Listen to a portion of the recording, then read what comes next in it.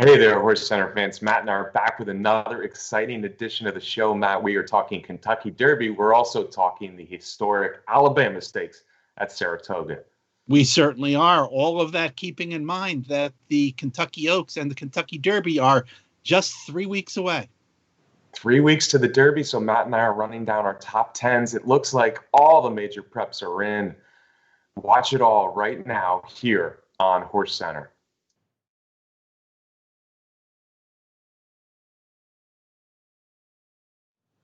Welcome to another edition of HorseCenter, everyone. I am Brian Zipsy, and as always, I have the excellent pleasure of being joined by my co-host to the East Coast. That's Matt Schiffman. How are you today, Matt? I am good, Brian, up here in rainy New Jersey, but we got the Alabama coming up this weekend, and the Kentucky Oaks and the Kentucky Derby are just 3 weeks away as of this weekend.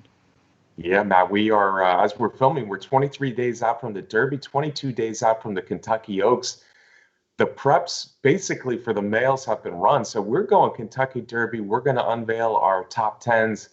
Probably this won't change much in the next 23 days, Matt, as we don't expect any of the horses we've chosen in these top 10 lists to run again before the big one, the Run for the Roses on the first Saturday in September. All right, Matt, let's unveil this top 10. We're going to start at the top this time. I want to know if you're going to give me a shocking number one for the Kentucky Derby. I don't think so. I don't think even you, Brian, are going to give us a shocking number one. Of course, it's Tiz the Law. After his just fantastic victory in the Travers, where Tiz the Law, in my opinion, ran clearly the best race of his career. Yeah, I would say, Matt, that this was the best race that I've seen an American horse run in 2020, and that includes the older horses. So we're starting to really say something about this Son of Constitution, the York-bred Son of Constitution, owned by Saratoga Stable, of course, trained by Barclay Tagg. He's a pro. There was a little worry in the Holy Bull that he did some things in the Holy Bull, his first start this year, that were a little quirky. But since then, he has settled down, and wow, what a training job Barclay Tagg's done with this excellent horse, because he breaks well. He just puts himself in perfect position, and he gets better with each start, man. I thought the Travers was clearly his best race yet.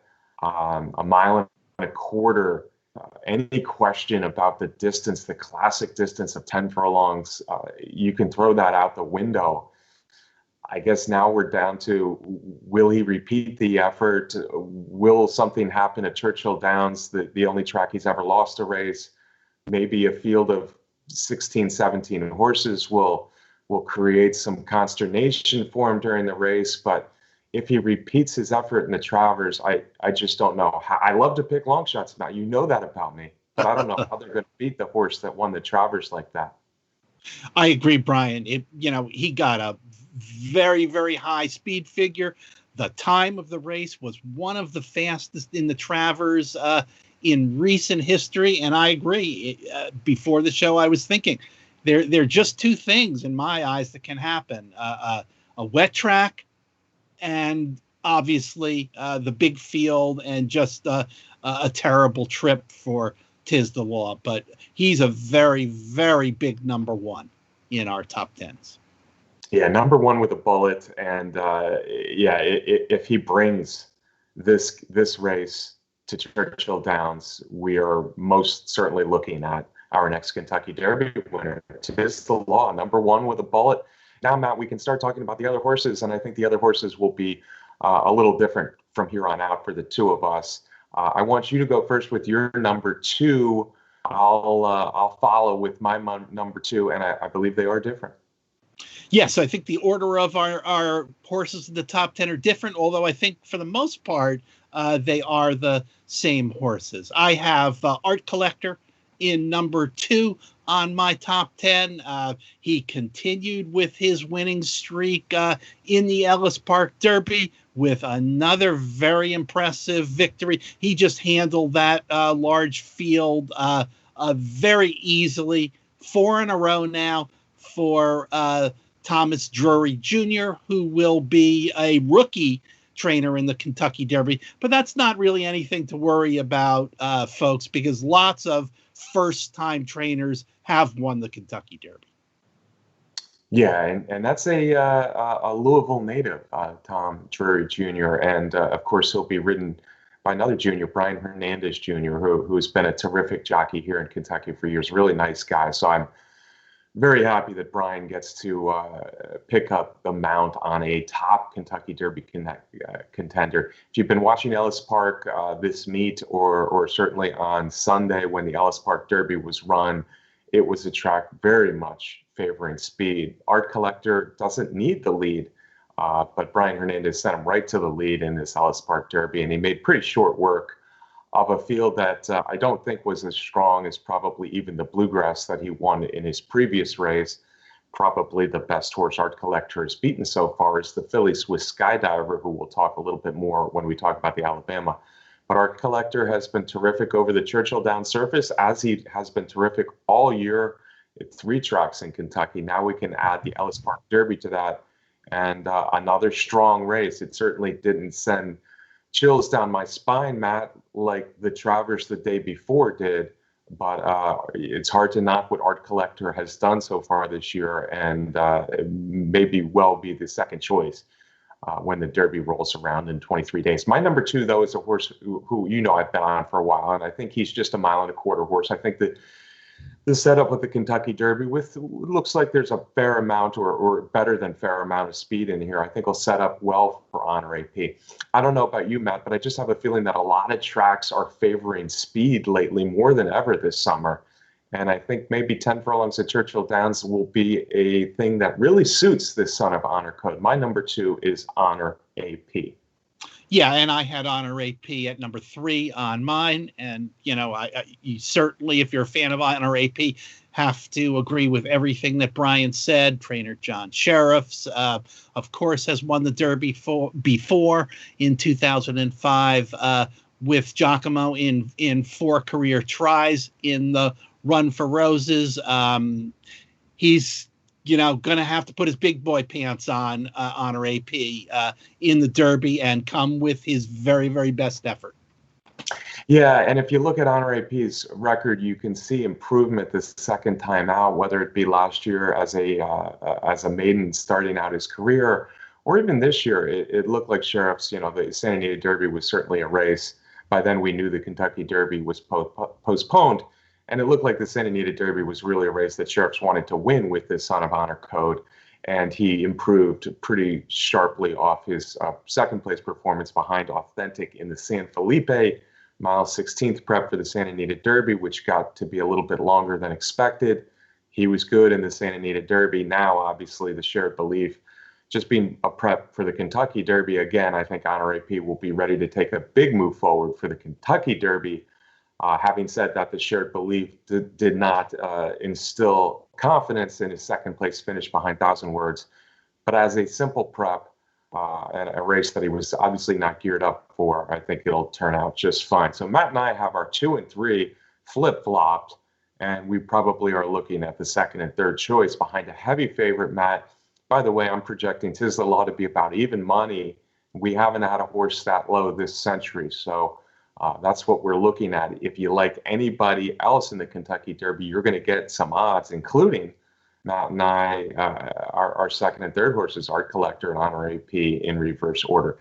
Number 4, I think we're going to start talking about more opinions here, Matt, as far as who might be best for the Kentucky Derby. Who do you have at number 4? Yeah, and I certainly want to say at this point, after the number 3 spot, the waters in the Derby for me got pretty murky, and I could almost put any of these horses that I have the rest of the way in any position along the way. But I put number 4, Authentic, for Bob Baffert in number 4, off of his recent performances, his win in the Haskell, where he hung on. They had excuses for him in there. I don't know. I'm not real excited about Authentic in the Derby, and I certainly have questions about him being able to get the 1.25 mile distance. Yeah, at no point in his career did I really like Authentic at a mile and a quarter, and I can't say that I do now. I don't think that's changed. I think there's also horses in here with speed. I think there's also horses in here who are really good sitting right off the speed and just making a move that Authentic has never dealt with before on the turn or even as they're coming out of the turn. If we're talking about most accomplished 3-year-olds this year, certainly Authentic fits in at number 4.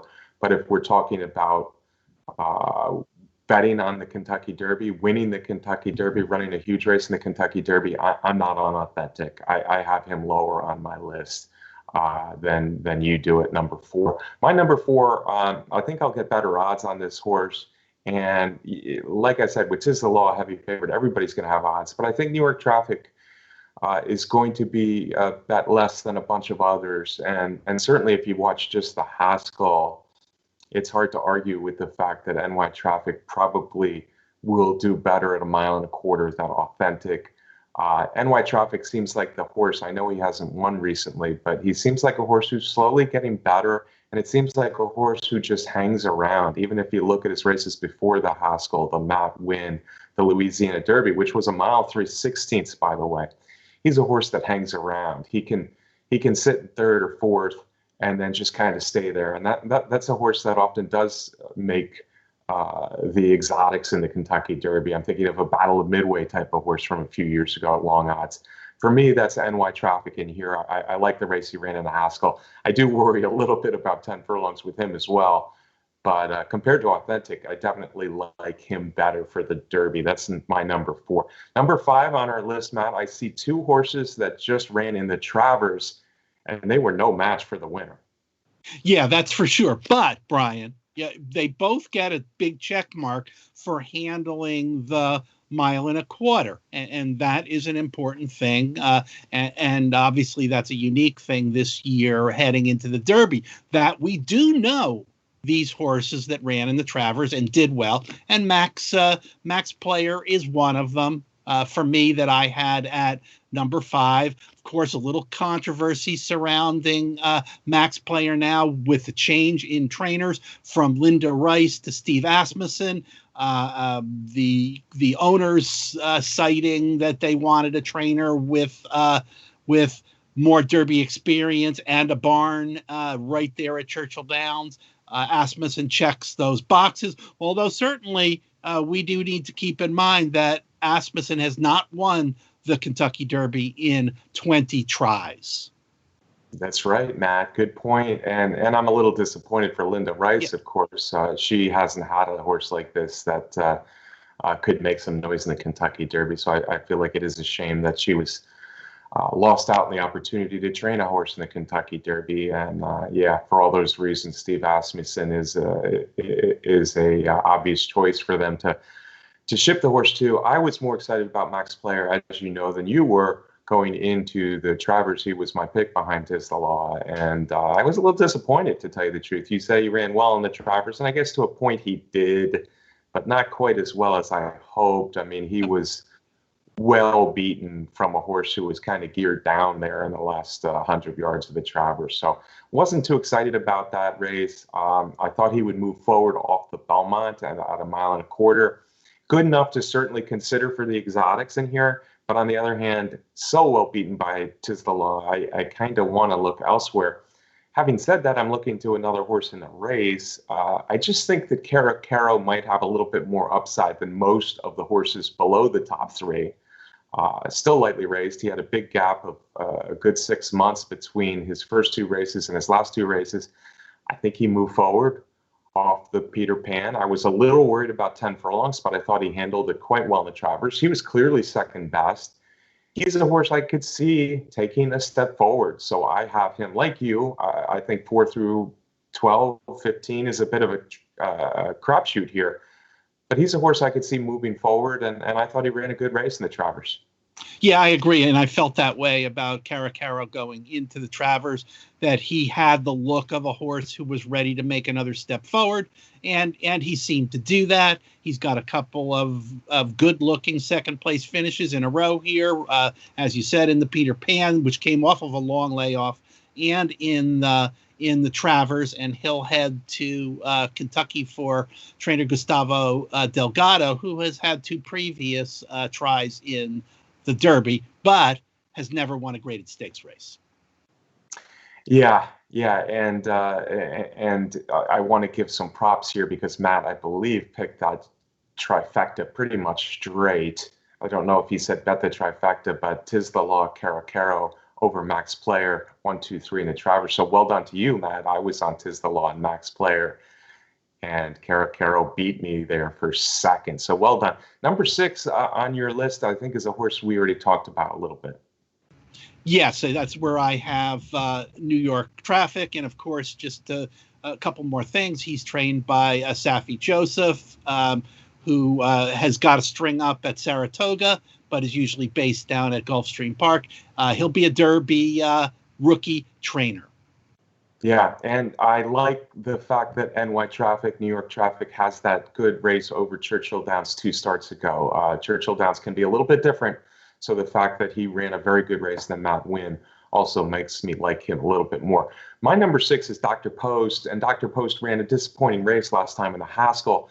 But on the other hand, I don't think that the race set up for him well at all, and I could see him moving forward for trainer Todd Pletcher. Yeah, and I think going into the Haskell, if you know Monmouth Park and the way Dr. Post runs, you kind of had to have the feeling that Monmouth Park is not the kind of track that plays well for Dr. Post. I think Churchill Downs has the potential to be a better track for that. Todd Pletcher is red hot right now with his barn up in Saratoga, winning races up there on a daily basis. Yeah, Pletcher has been hot, and he might retake that trainer title this year at Saratoga, which Chad Brown has owned the last couple of years after Pletcher was Mr. Saratoga for a long time. Yeah, Dr. Post, I liked him more in the Haskell before I heard all the jockeys or trainers saying that they were not going to go out for the early lead with Authentic before the race. That kind of changed things for me. Of course, I found out just minutes before the Haskell that was the plan of other horses with speed. So it was a weird race. I think he can improve, and that's kind of a draw line through a race for me where it just didn't work out from the get-go the way the other horses ran, and Dr. Post was never going to make up that much ground. Having the pace that was unfolded in front of him. My number 7, Matt, is different from your number 7. Why don't you tell me about your number 7 first?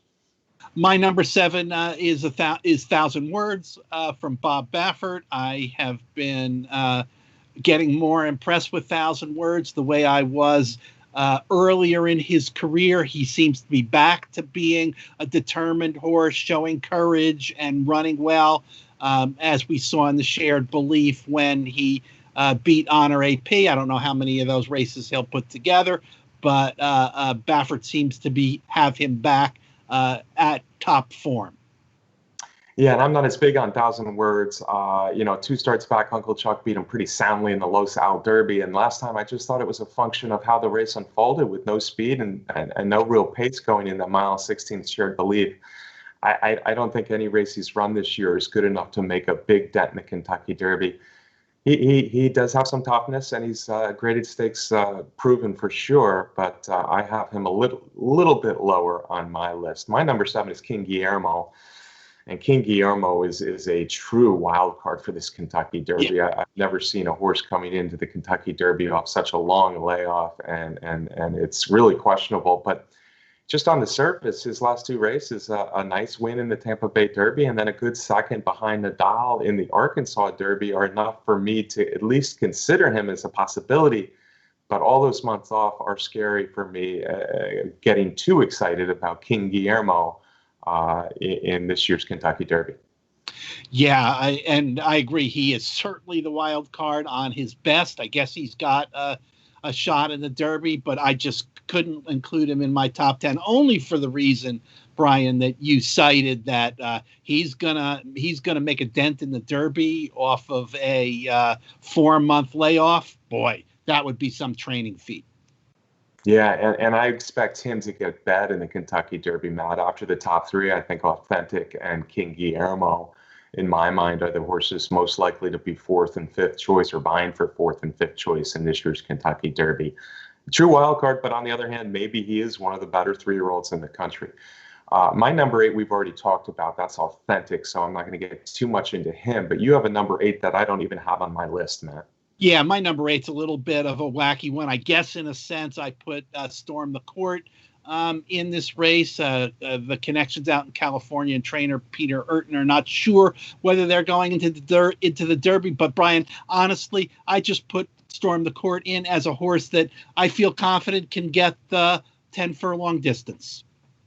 Yeah, he is a little bit wild, and we don't know for sure if he's going to run 10 furlongs. Yeah, maybe, but like 1,000 words, I just haven't seen anything this year that makes me get even a little bit excited about Storm the Court's chances against horses like Tis the Law and Art Collector and Honor AP. As I said, my horse number 8 was Authentic. I think the 9s we already talked about a little bit too. Your number 9, Matt, was? My number 9 was Dr. Post, and my number 10 was Cara Carroll. Yeah, so we've talked about both of those. My number 9 is Max Player, who I still probably will use a little bit in the bottom of the exotics for 3rd and 4th, as he's been running lately in races like the Belmont and Travers. And my number 10 is 1,000 Words. I think there'll be a big reversal of form off the shared belief between Honor AP, who ran second, and 1,000 Words, who ran first. I don't see them coming in that same order in the Kentucky Derby. I think Honor AP will more than turn the tables on 1,000 Words in this Kentucky Derby.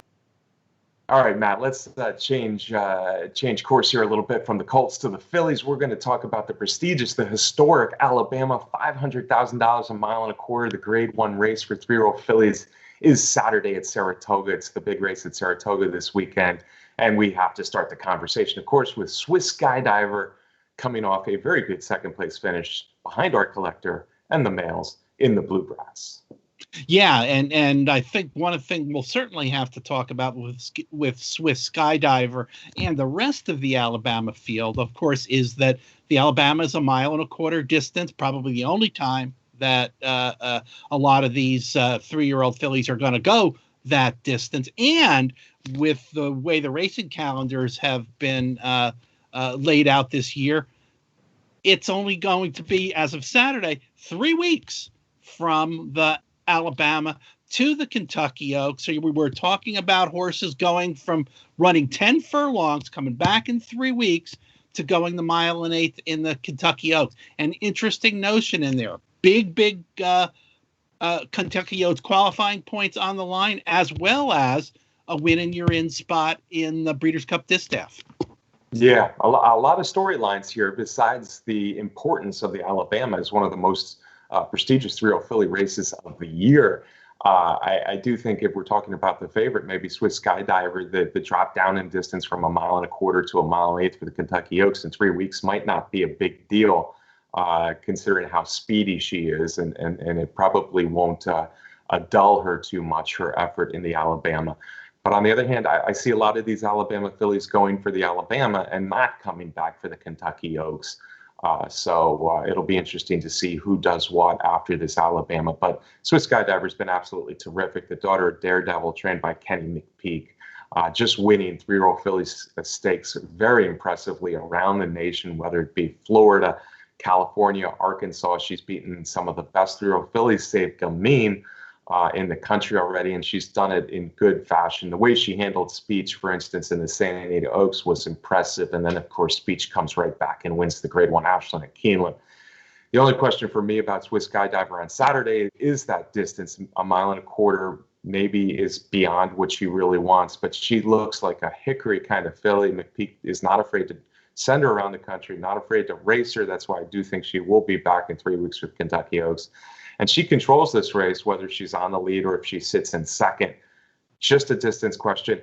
Odds on, though, maybe it's worth taking a little shot against her at 10 furlongs. And maybe the second choice on the morning line is the horse that could go with her or could even go out in front of her. And that's Crystal Ball, Matt, who ran a pretty good race in the Coaching Club American Oaks for trainer Bob Baffert in only her third career start. Yeah, let me jump back to a Swiss Skydiver a little bit, and then we'll talk about Crystal Ball. I mean, I certainly have to defer to Kenny McPeak as a trainer who has handled Swiss Skydiver so well. But honestly, at a very short price that this filly deserves to be in the Alabama, I have to be a little bit concerned about.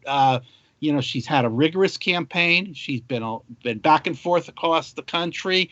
She ran in the Bluegrass against the boys, ran a valiant effort to run second in there, only to Art Collector, who we talked about earlier in this show, who's been on a huge winning streak and certainly has flattered Swiss Skydiver. But when you put all those pieces together and you throw in the 10 furlong distance, and maybe 4 to 5 odds, I have to think, is this the time when things maybe won't go that well for Swiss Skydiver? As I said, I assume that Kenny McPeak is feeling that this horse is ready to run, particularly with the big races coming up in Kentucky.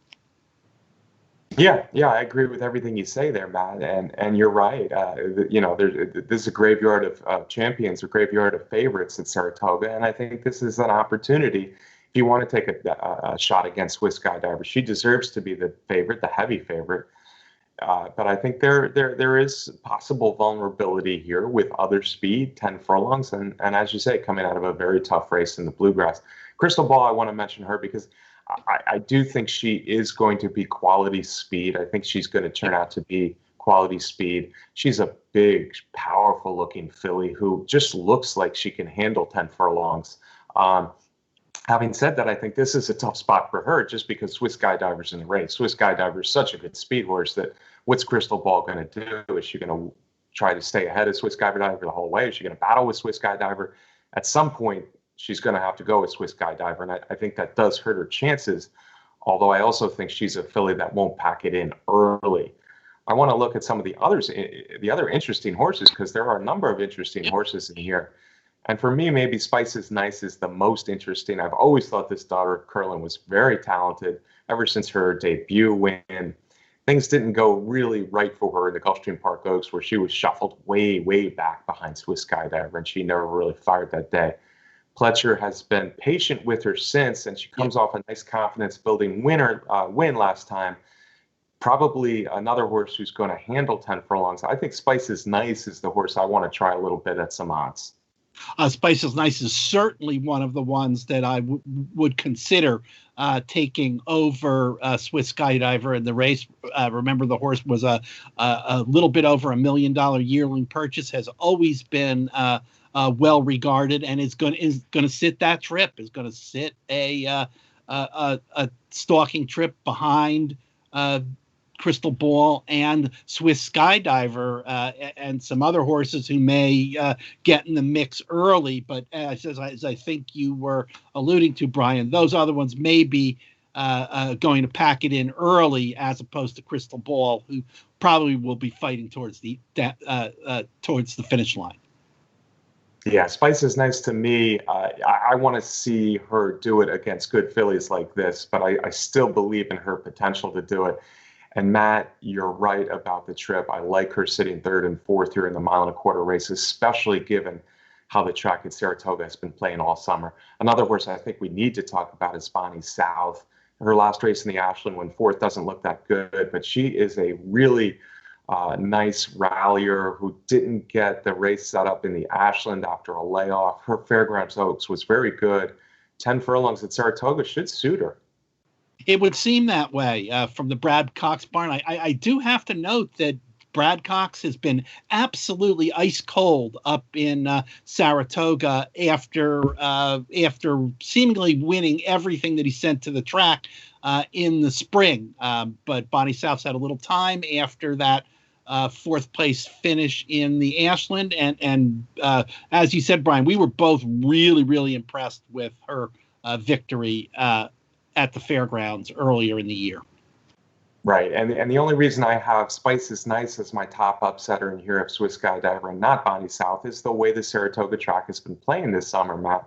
I've learned my lesson. I've been betting horses who want to rally, like Max Player, third last time in the Travers, and it just never seems like a track where you're going to make up a lot of ground. And for that reason, I like Bonnie South a little bit less than I might otherwise in a race like this. But she's still certainly a threat to get up in there if the pace is solid and she comes running. A couple of other interesting ones, Matt. Fire Corral looks like a long shot, but the other two, Envoutante, who's also from the barn of Kenny McPeek, Lake Swiss Skydiver, and Harvey's Little Goyle, who's coming off a stakes win at Churchill Downs on the turf. Two more interesting fillies. Yeah, I'm going to talk a little bit about Harvey's Little Girl, a daughter of American Pharaoh and out of the barn of Bill Mott, who, with a lot of horses in the past, has raced horses on the turf and on the dirt. Harvey's Little Girl last time won a turf stake at Churchill Downs, the Regret, which is a grade 3. But this filly has also done well on the dirt tracks, won the Busanda at Aqueduct earlier in the year. This is Harvey's Little Girl is one that I'm going to seriously consider using as the upset horse. Yeah, why not? I've grown to like the turf to dirt angle more and more over the years, and she's proven on dirt. You got to kind of draw a line through the fantasy. Yes. I'm not sure if it's completely fair to draw a line through it, but she just didn't run at all that day against top fillies. So the problem is either she doesn't want top fillies or it just wasn't her day. The rest of her form looks good. She's got a little bit of tactical speed. She's a granddaughter of Toppet on the female side. There's lots of reasons to like her as a possible upsetter here in the Alabama. And the other one, Envoutante, the Ashland, she kind of ran it evenly to be third all the way around. She was never going to beat Speech or Venetian Harbor that day, but she looks to be an improving sort, and she also has some tactical speed, so I can't completely throw her out in there. But I'm going to try Spice is Nice a little bit as a potential upsetter. But on the other hand, I'm such a big fan of Swiss Skydiver. I want to see her run another good race as well. Oh, I absolutely do, too, Brian. I want to see the best from Swiss Skydiver at Saratoga, where that's the kind of place where you want to see potential champions strut their stuff. But I've talked about the possible reasons why to play against her in here, and I'm probably going to box up 3 of these upsetters that we talked about, Brian. Harvey's Little Girl, Spice is Nice, and Envoutante, the other Kenny McPeek in the exactas, and see if maybe the rigors of the campaign has Swiss Skydiver run out of the exacta. Should be an interesting race regardless. And as you said, only 3 weeks before the Kentucky Oaks this year. Another terrific race on that card, Saturday card at Saratoga, Matt. We didn't designate the Saratoga Derby the $500,000 Saratoga Derby. The only reason that it's not graded is because it's so new in its second edition this year. But I think it drew a terrific field because Decorated Invader has been just a sensational 3-year-old turf horse this year, and he'll be certainly the favorite in the Saratoga Derby, but a lot of good horses in that race. So it's his toughest test yet at a mile 3/16. Looks like a fun turf race just before the Alabama. Yeah, 11 race card at Saratoga on Saturday with the Alabama showing up as race 9. There you go. Matt, last week, of course, we've already talked about a bunch about Tiz the Law's sublime performance in the Travers. I just thought it was a wonderful race and a career-defining, if you will, almost 10 furlong, a stroll to victory there for Tiz the Law. But how about the performances of the fillies before Tiz the Law took the track? Gamine, if you wanted to see her repeat the performance in the Acorn, you saw that in the test. Yeah, you certainly did. What a filly for Bob Baffert, and we'll have to see where they head with her next. But wow, the last 2 races have been fantastic. Yeah, it'll be interesting to see if they do go 9 furlongs in the Kentucky Oaks around 2 turns against the licensed Swiss Skydiver, because she's so good, obviously, at 1 turn. But on the other hand, be hard to resist a race like the Kentucky Oaks when this filly looks so good as Gamine has in both the Acorn and then the test on Saturday.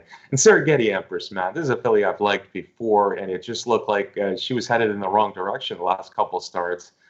Apple Blossom, she never got to the lead and just folded up her tent. And then Midnight Pursuit blew by her like she was standing still in the Florida lead.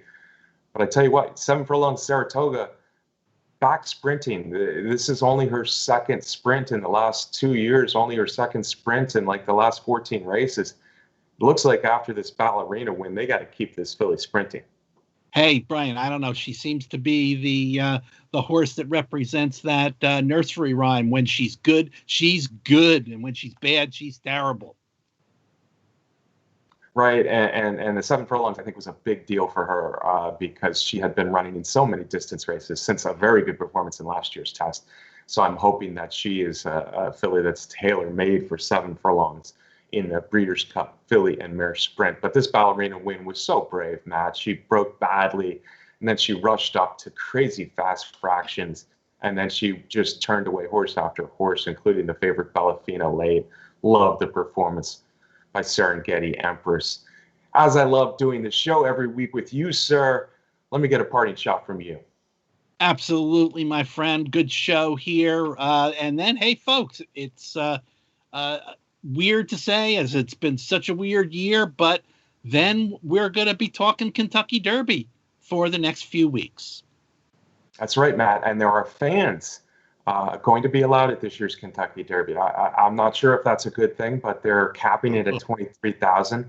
Frankly, it looks like the people who could afford the expensive seats will be allowed in and no one else at this year's Kentucky Derby. But at least almost a couple dozen thousand fans can actually attend this year's Kentucky Derby, topped by Tis the Law in 3 weeks. So that made the news as well. Matt and I want to thank you, folks, every week for watching HorseCenter. We sure do appreciate it. Thanks to our great producer, Brett Workman. I also want to thank our sponsor, Matt, the best contest site out there. That's Derby Wars. Folks, if you haven't yet subscribed to our YouTube channel here on Horse Racing Nation, you can do that now. We appreciate that as well. And we look forward to seeing you right here back next week on HorseCenter.